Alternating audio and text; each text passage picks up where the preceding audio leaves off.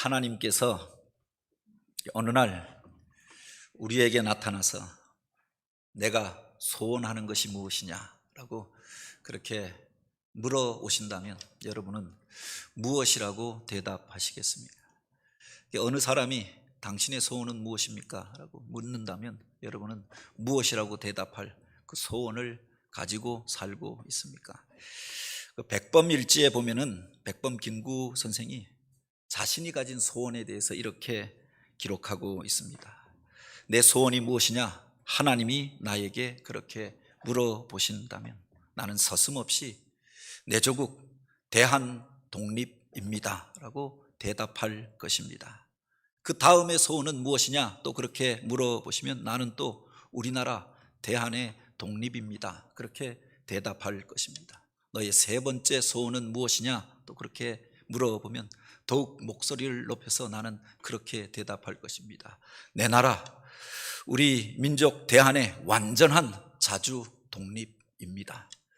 그 마음속에 한평생 조국의 독립에 대한 소원을 품고 살았던 분이 아닙니까?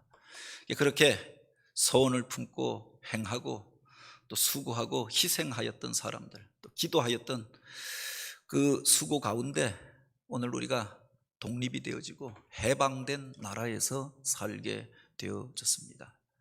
그 이후에 또 많은 사람들은 이제 해방된 나라에서 남북으로 갈라지고 좌우가 갈라지고 싸우고 동족 상잔의 전쟁을 거치면서 이제 조국의 통일을 위한 소원을 품고 또 살아갔던 이들이 있죠. 그래서 모이면은 우리의 소원은 통일, 통일에 대한 노래를 부르고 목 놓아 이 노래를 부르면서 그렇게 안타까워하고 조국의 분단된 현실에 대하여서 애통해 하였던 적이 있습니다.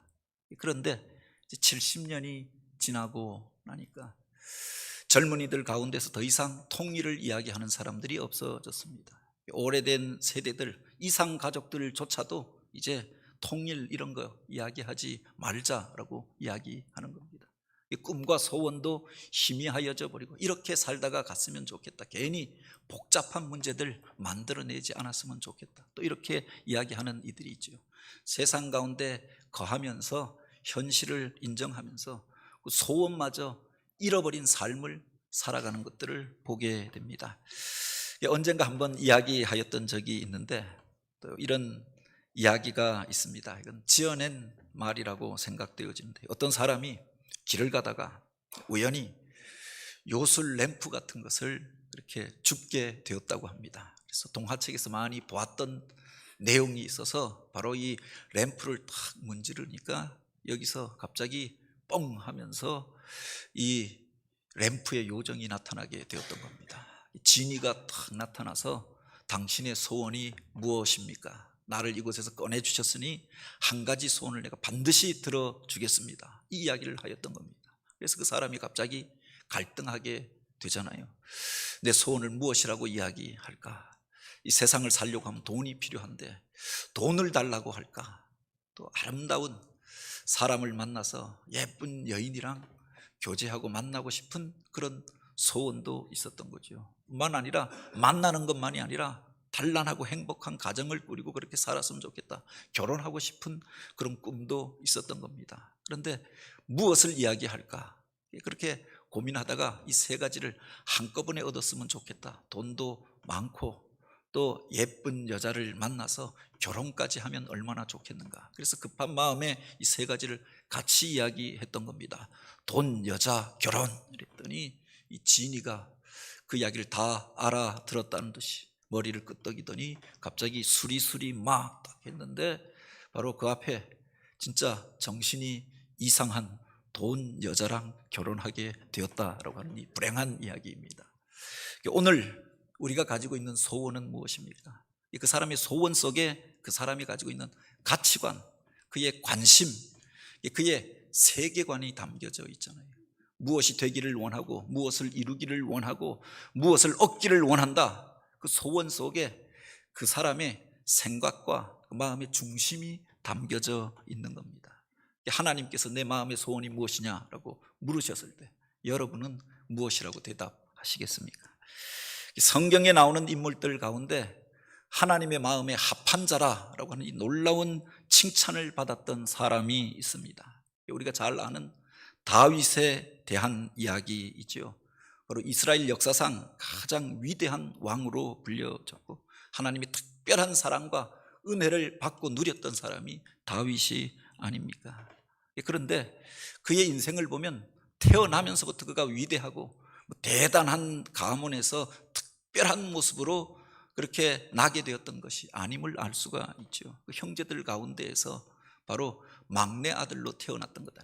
저기 작은 마을 베들레헴에 그 산골 한미한 집안 이세의 아들로 태어났는데 그 형제들 가운데서도 가장 작은 아들, 말째 아들이었다라고 하는 겁니다. 사무엘상 16장에 보면 사무엘 선지자가 그의 집을 방문하잖아요.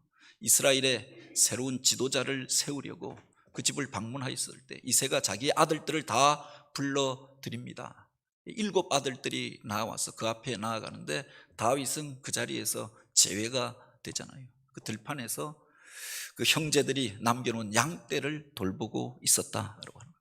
그 아버지에게도 눈에 띄지 않는 아들, 그 형제들 가운데서도 가장 작은 자로 취급받았던 이가 다윗이었죠.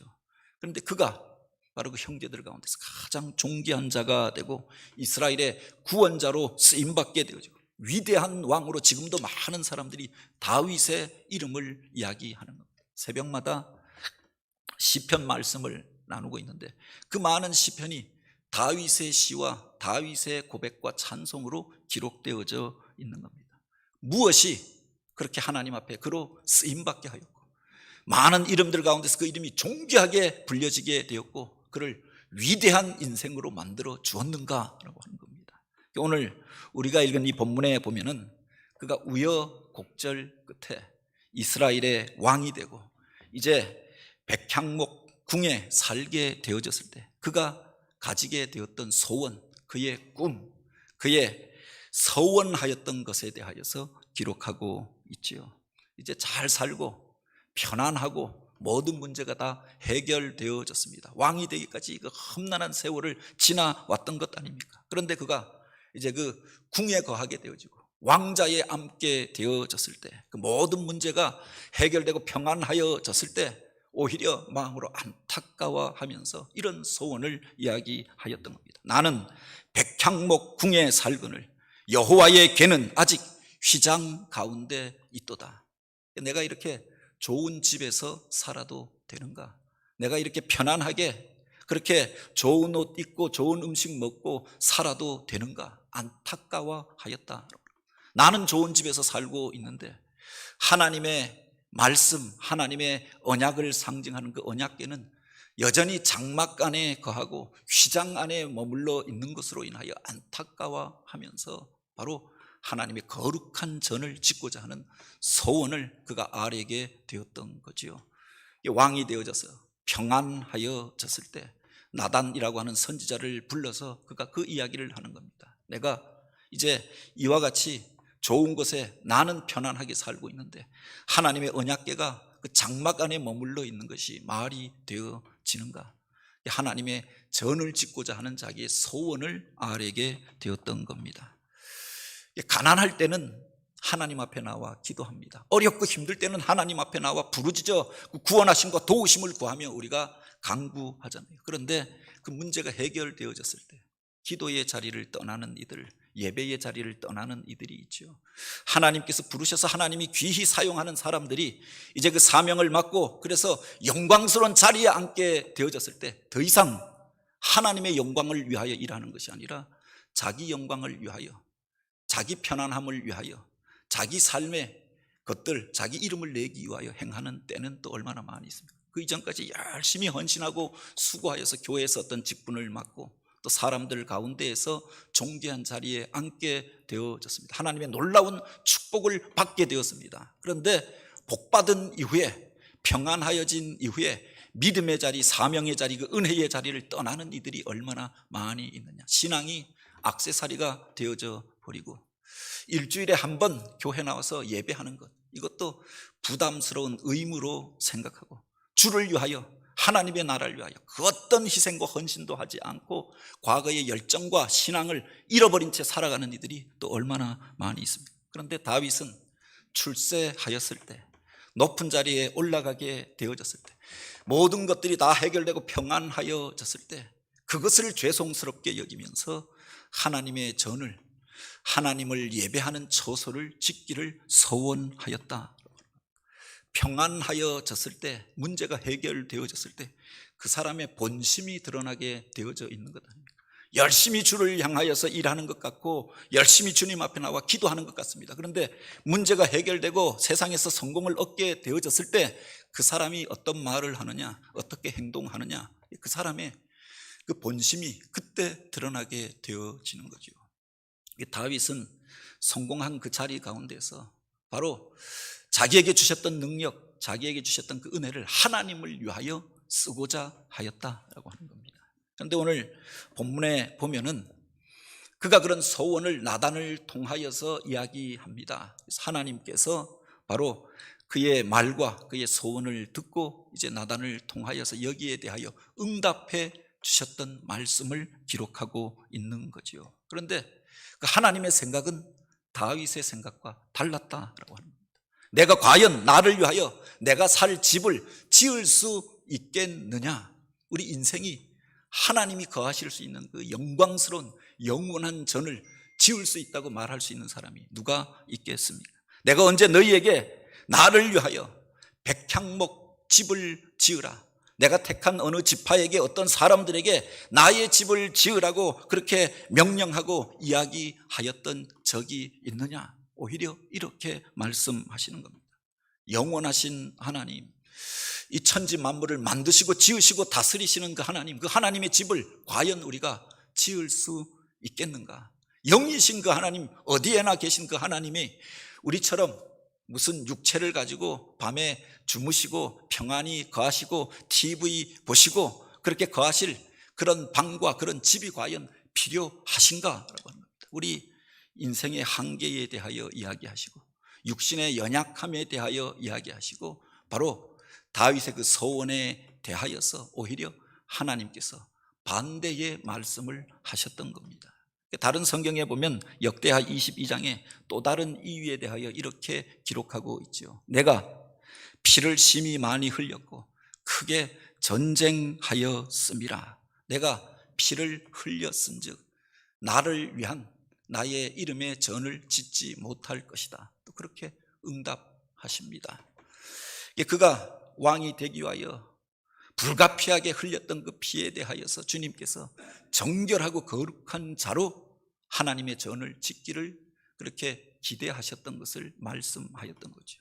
다윗의 소원은 하나님의 거룩한 전을 짓기를 원하였고 만민이 나와 예배하는 전을 짓기를 원하였습니다. 그런데 하나님께서는 그 일에 대하여서 바로 금지하시고 내가 과연 나를 위하여서 지을 수 있겠느냐 반문하셨던 것 아닙니다.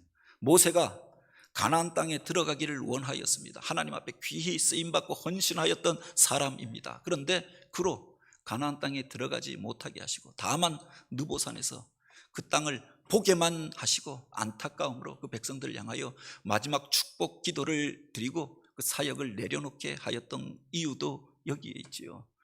우리가 모든 것들을 다 이루고 내가 원한다고 그 모든 것을 다 성취하는 것도 아니다라고 하는 겁니다. 그런데 오늘 본문에 보면 그는 그저 그런 소원을 품었던 게 전부입니다. 그 일이 실제로 이루어졌던 것도 아니었고 하나님께서 그 일을 허락하신 것도 아니었습니다. 그런데 하나님께서 그를 축복해 주셨던 거지요. 바로 8절에 보면 내가 너를 내 백성 이스라엘의 주권자로 삼고 내가 가는 모든 곳에서 너와 함께 있어 내 원수를 내 앞에서 멸하고 내 이름을 위대하게 만들어 주리라. 그를 향한 놀라운 축복의 말씀을 기록하고 있는 겁니다. 이 세상의 그 모든 위대한 자들보다 내가 너를 더 위대한 자로 세우리라 약속해 주셨던 거죠. 10절에 보면 내 백성 이스라엘을 위하여 한 곳을 정하여 그를 심고 그를 거주하게 하고 다시 옮기지 못하게 하며 악한 종류로 전과 같이 그를 해하지 못하게 하리라. 요동하고 흔들리는 세상 가운데에서 그를 지켜주겠다. 평강을 허락하여 주겠다. 내가 너를 보호하여 주리라 라고 약속하십니다. 그리고 12절에 보면 내 수완이 차서 내 조상들과 함께 잘 때 내가 내 몸에서 날 자식을 내 위에 세워 그 나라를 견고하게 하리라. 그 자녀들을 향한, 그 나라를 향한 하나님의 놀라운 축복의 말씀을 기록하고 있는 겁니다. 다윗이 실제로 그 전을 지었던 것도 아니었고 그 일이 그렇게 실제로 나타났던 것도 아니었습니다. 다만 그 마음속에 품었던 소원만으로도, 그 기도 제목만으로도 그가 하나님의 놀라운 복을 받게 되었다. 왜 하나님께서 그를 축복하여 주셨는가? 역대하 6장 8절에 보면은 바로 하나님께서 그 마음의 중심을 보시고 그렇게 그를 기뻐 여기셨던 말씀을 기록하고 있지요. 여호와께서 다윗에게 이르시되 내가 내 이름을 위하여 전을 건축할 마음이 있으니 이 마음이 내게 있는 것이 좋도다. 주님께서 그를 보시고 내가 참으로 좋도다. 내가 너를 기뻐하노라. 다윗을 기뻐하시고 그를 축복해 주셨다라고 합니다. 실제로 그 일을 행한 것도 그렇게 그 놀라운 역사 가운데 그가 그렇게 헌신한 것도 아니었습니다. 그런데 그 마음만으로도 하나님께서 기뻐하고 즐거워하고 내가 참으로 좋도다 인정해 주셨던 거죠. 그가 내 마음에 합한 자라 인정해 주셨던 것 아닙니까? 힘들고 어려울 때 하나님을 의지하고 살았습니다. 평안하여졌을 때, 성공하였을 때, 잘 되었을 때 하나님의 이름을 먼저 생각하고 하나님의 영광을 생각하고 하나님의 집을 생각하는 그를 하나님께서 기뻐 여기시고 내가 마음에 너무 좋도다 이 말씀을 주시고 그를 축복해 주셨다.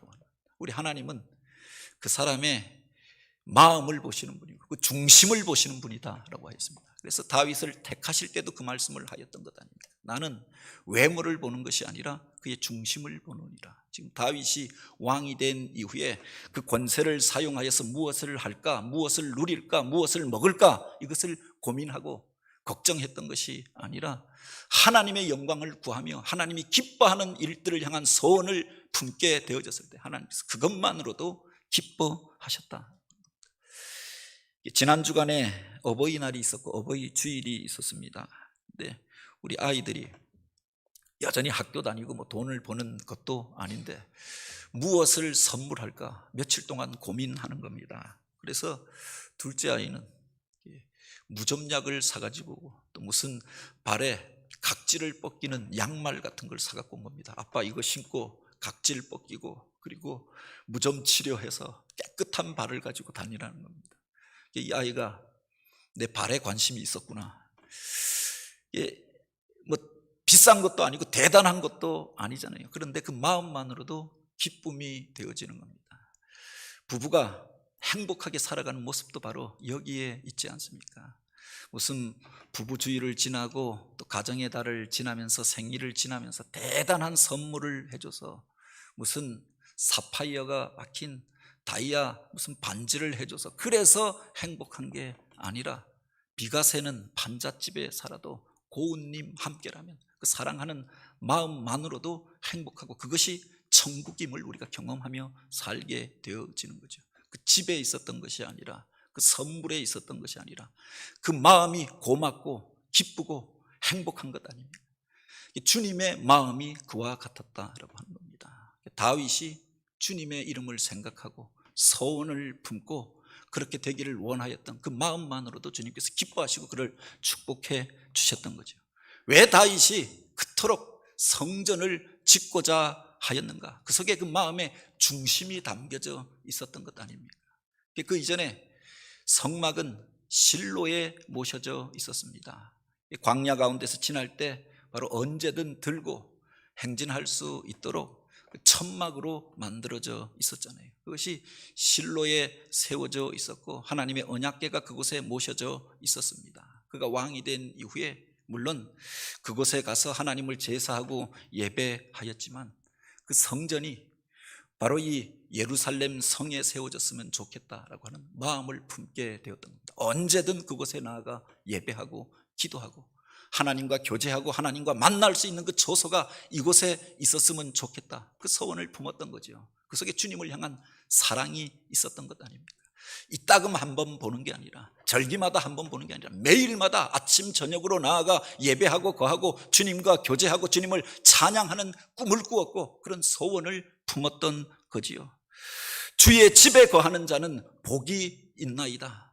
그 전에서 날마다 주님과 교제하고 예배하고 기도하고 찬양하는 그 사람들은 얼마나 행복할까. 그 전이 바로 이곳에 세워졌으면 좋겠다. 하나님과 교제하고 하나님을 예배하는 거룩한 소원을 품었다라고 하는 겁니다. 그것을 주님께서 기뻐하셨던 것 아닙니까? 뿐만 아니라 자기만 하나님과 교제하고 그 복을 누리며 사는 것이 아니라 천하 만민이, 이스라엘 모든 백성들이 그 전에 나와서 하나님을 예배하고 섬기고 찬양하는 꿈을 꾸었던 거지요. 지금 실로에 있는 그 성막은 그 안에 제사장들만 들어가게 되어져 있었습니다. 그 지성소 안에는 대제사장만 1년에 한 번 들어가서 바로 그곳에서 제사하고 속죄의 제사를 드리게 되어져 있었던 거죠. 그런데 이제 이 예루살렘에 만 백성들이 다 나와서 하나님을 예배할 수 있는 그 아름다운 전이 세워지기를 소원하였던 겁니다. 그가 하나님 앞에 예배하고 기도할 때마다 하나님이 축복해 주시고 문제를 해결해 주시고 자기를 이 존귀한 자리에 세워주셨던 것, 그것을 기억하면서 이 백성들도 이 나라 모든 만민들이 하나님의 이런 복을 누리면서 살았으면 좋겠다. 이 거룩한 소원을 품었던 거죠. 그래서 만민이 예배하는 전을 짓고자 하였던 겁니다. 누구나 나와서 예배하고 그곳에서 하나님과 만나고 하나님의 영광을 체험하고 하나님을 찬송하고 기도할 수 있는 그런 전을 세우고자 하였던 거죠.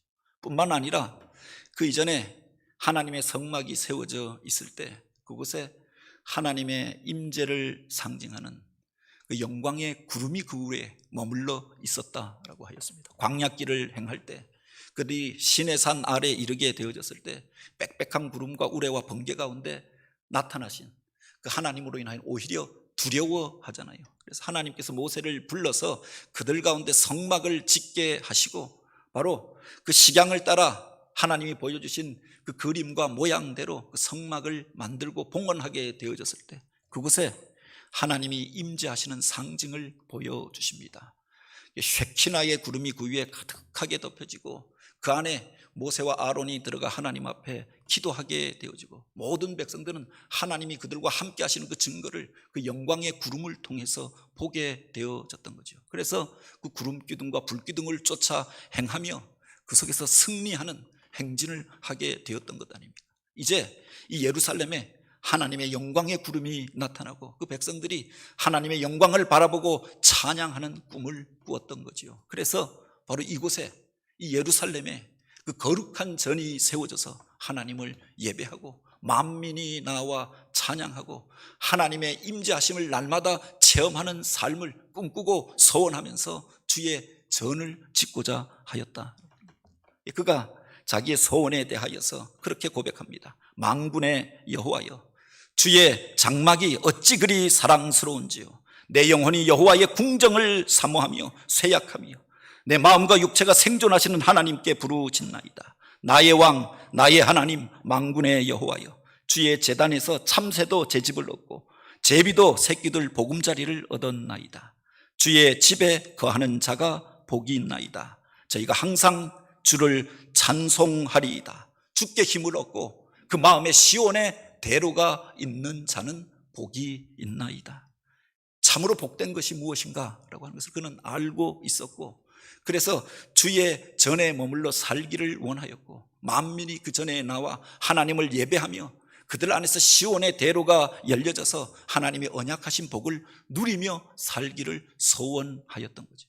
그를 하나님께서 귀히 여기셨다고 하는 겁니다. 하나님의 이름을 존귀하게 여기는 그에게 그의 이름을 존귀하게 만들어 주시고 하나님의 위대한 역사를 향하여서 소원을 품고 행하는 그를 위대한 자로 세우셔서 그 이름이 많은 사람들 가운데 불려지게 하였던 거지요. 내가 너로 이스라엘의 주권자로 삼고 내가 가는 모든 곳에서 너와 함께 있어 내 원수를 내 앞에서 멸하고 내 이름을 위대하게 만들어 주리라. 하나님을 존귀하게 여기는 그를 하나님께서 존귀한 자리에 세워주십니다. 하나님을 사랑하는 그를 하나님께서 사랑하시고 하나님의 이름을 위대하게 부르고 그 영광을 찬양하기를 원하는 그를 위대한 자로, 하나님의 영광을 나타내는 자로 사용해 주셨다. 그가 하나님을 어떻게 생각하느냐, 하나님께서 그에게 이런 복을 허락해 주셨던 것 아닙니까? 다윗이라고 하는 이름 속에 하나님을 사랑하는 자라고 하는 뜻이 담겨져 있는 거죠. 그 사랑하는 자가 그 사랑을 받게 되는 것 아닙니까? 하나님의 은혜는 온 세상 가운데 충만하고 누구나 사랑하시지만 특별히 사랑받게 행하는 이들이 있지 않겠습니까? 자녀들 가운데에서도 그 부모에게 사랑받는 자녀들이 있더라. 목회자가 목회를 하면서도 기도하면서도 늘 그 이름이 떠오르는 이름이 있지요. 존귀히 여기는 자를 위하여서 자기가 존귀함으로 그를 대하게 되어지고, 바로 그를 소중히 여기는 자를 그를 소중히 여기지 않겠습니까? 하나님을 존귀히 여기는 자를 하나님께서 존귀하게 여겨주시고 그의 인생을 위대한 자로 불러주셨다. 성경에 나오는 수많은 인물들이 있습니다. 아브라함도 귀히 쓰임받았던 사람이고, 이삭과 야곱도 믿음의 조상으로 놀라운 축복을 받게 되어졌습니다. 모세도 한 시대 가운데 하나님 앞에 쓰임받았던 사람이 아닙니까? 그런데 성경책 안에서 아브라함보다, 이삭이나 야곱보다, 모세보다 그 이름이 더 많이 기록되어져 있는, 영광스러운 이름으로 기록되어져 있는 이가 다윗이었다는 겁니다. 성경에서 가장 많이 등장하는 이름이 다윗이고, 다윗의 글이, 다윗의 기도가, 다윗의 찬송이 기록되어져 있는 거지요. 예수님께서 예루살렘에 입성하실 때 그 많은 사람들이 예수님을 향하여 부르고 찬양하면서 다윗의 자손으로 오시는 이여 호산나 찬송하였다라고 하였습니다. 메시아를 만나고도 다윗의 이름을 이야기하는 겁니다. 눈먼 자가, 병든 자가, 어둠에 눌려져 있던 자가 다윗의 자손이여라고 예수님을 향하여 그렇게 불렀던 것 아닙니까? 뿐만 아니라 마지막 때에 우리 가운데 오실 그 주님에 대하여, 교회를 다스리고 축복하시는 그 주님의 모습에 대하여 요한계시록에 기록하고 있기를 다윗의 열쇠를 가지신 이라 라고 그렇게 기록하여 놓고 있죠. 그 이름이 그렇게 위대한 이름으로 불려지게 된 이유가 어디에 있느냐? 그가 하나님을 귀히 여겼고 하나님의 영광을 나타내는 삶을 소원하였다 뿐만 아니라 그를 향하여서 또 그렇게 약속하여 주십니다. 내가 내 백성 이스라엘을 위하여 한 곳을 정하여 그를 심고 그를 거주하게 하고 다시 옮겨가지 못하게 하며 악한 종류로 전과 같이 그들을 해치지 못하게 하리라. 그리고 그 안에서 내가 그 평강을 누리며 살게 하리라 약속해 주셨던 겁니다. 세상을 바라보면은 수많은 사람들이 성공을 위하여 달려가잖아요. 특별히 도시에서 또 수도권에 살고 있는 분들을 보면은 이사도 자주 하는 것 같아요. 더 좋은 집을 얻고 더 나은 집에서 살기 위하여서. 제 고향집도 사실은 한 40년, 50년이 되어지고, 그 전에 있었던 집도 부모님한테 물려받아서 부모님이 사시던 집이었고, 시골에서는 그 집에서 대대로 사는데 도시에 와서 보니까 우리 교인들을 보니까 2년, 3년마다 또 4년, 5년마다 이사를 다니는 겁니다. 더 좋은 집에 가기 위하여서 그렇게 하겠지요. 그런데 그 집이 참으로 좋다라고 생각되어지면 그곳에 영원히 거주하지 않겠습니까? 세상을 살아가는 사람들이 더 좋은 것들을 위하여 사실은 쫓기는 삶을 살아가는 겁니다. 더 좋은 것, 더 높은 것, 더 넓은 곳을 구하면서 그렇게 옮겨 다니면서 살잖아요. 마치 과거에 유목민들이 사는 것처럼 그렇게 안정되지 못한 삶을 살아가는 것들을 보게 됩니다. 그런데 내가 이제 더 이상 옮겨 다니지 아니하고 이곳에서 바로 안정과 평안을 누리며 살게 하겠다라고 말씀하십니다. 이 불안한 세상 가운데 얼마나 위험한 일들이 있습니까? 이전에 대적에게 쫓기며 순간에도 어떤 일들을 당할지 몰라서 불안해하며 살아왔습니다. 더 이상 그 악한 것들이 너를 해하지 못할 것이며 내가 그곳에서 쉬게 될 것이고 그 평안을 누리게 될 것이다. 내가 너를 지켜주리라 이 약속을 주셨던 거죠. 하나님을 의지할 때 하나님께서 그를 지켜주겠다.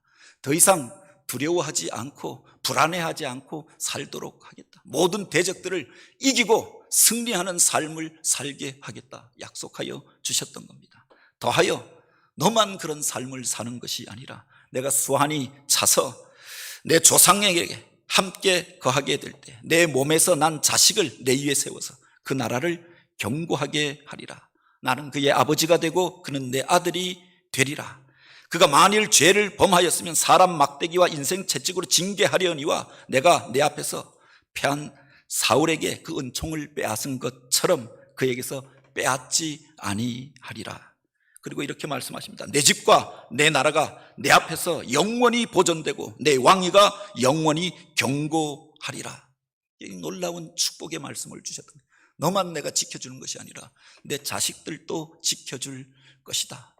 너는 인생의 기한이 닿으면 이 세상을 떠나가게 될 것이지만 내 자식을 내가 보호하여서 내가 그의 아버지가 되고 그의 목자가 되고 그 왕권을 영원히 유지하게 할 것이고 그 나라를 내가 지켜주리라. 영원한 복에 대하여 약속하여 주셨던 겁니다. 그 마음 하나만으로 바로 다윗이 이런 놀라운 축복을 받게 되었던 것 아닙니까? 성경에 기록된 그 많은 사람들 가운데 축복의 이름으로 불려지는 사람 다윗, 그에게 주셨던 그 언약에 대하여서 오늘 우리가 다시 한번 기억하기를 원합니다. 왜 하나님께서 그를 기뻐하셨는가? 내 마음에 합한 자라고 말씀하셨는가? 성공하였을 때, 잘 되었을 때 자기를 위하여서 그것을 사용하려고 하였던 것이 아니라 하나님의 영광을 구하고 하나님의 이름을 귀히 여기고 하나님의 전을 짓고자 하였다라고 합니다. 그가 원한 대로 그 모든 일들을 다 이룬 것은 아니었지만 그 마음만으로도 하나님 앞에 기쁨이 되었던 사람. 오늘 우리의 소원과 기도가 하나님 앞에 기쁨이 되어지는 것이 되길 원합니다. 우리들 까닭에 바로 많은 사람들이 주님 앞에 들어와 이런 복을 누리고 내 자녀손들이 이런 복을 전승하여 가는 그런 가정이 되길 원합니다. 오늘 우리가 품고 있는 소원은 무엇입니까? 어떤 땅을 사고 어떤 집을 짓고 그 기업을 통해서 무엇을 이루고 세상에서 무엇을 얻는 것, 그게 아니라 주님의 마음에 기쁨이 되는 그런 소원을 품고 행하는 저와 여러분이 되기를 원합니다.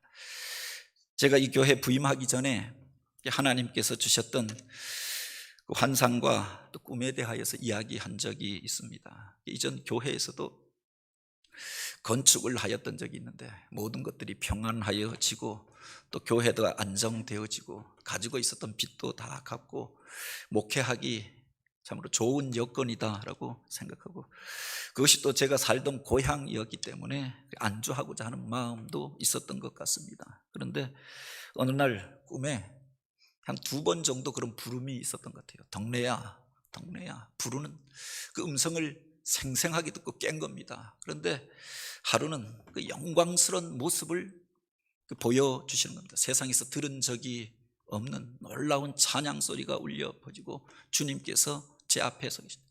내가 분명히 잠자다가 꿈을 꾼 것 같은데 나를 불러서 깼는데 내가 앉아있는 그 자리가 내 방이 아니라 교회 그 사택이 아니라 이제 지어져서 평안하다 생각하던 그 교회가 아니라 엉뚱한 곳에 내가 서 있고 그 앞에 주님께서 서 계신데 천군 천사들이 하나님의 영광스러운 찬양을 장엄한 노래를 부르고 있는 겁니다. 그런데 생각하였던 것이 주님께서 무엇이라고 말씀하시는데 무엇인가를 바라보시면서 손짓하며 말씀하시는데 그래서 주님의 눈길이 머물러 있는 것들을 보게 되어졌는데 바로 어떤 집들이 있고 사람들이 있는 겁니다. 그래서 주님께서 나에게 무엇인가 원하시는 게 있는가 보다라고 생각하였죠. 그게 어쩌면 우리 개봉교회 청빙에 참여하게 된 어떤 계기이기도 합니다. 이 교회 오기 전에 한 1년 전에 있었던 사건, 2번에 걸쳐서 부르시고 어떤 것들을 보여주시는데 하나님께서 나를 통하여서 새 일들을 행하시라고 말씀하시는 게 아닐까.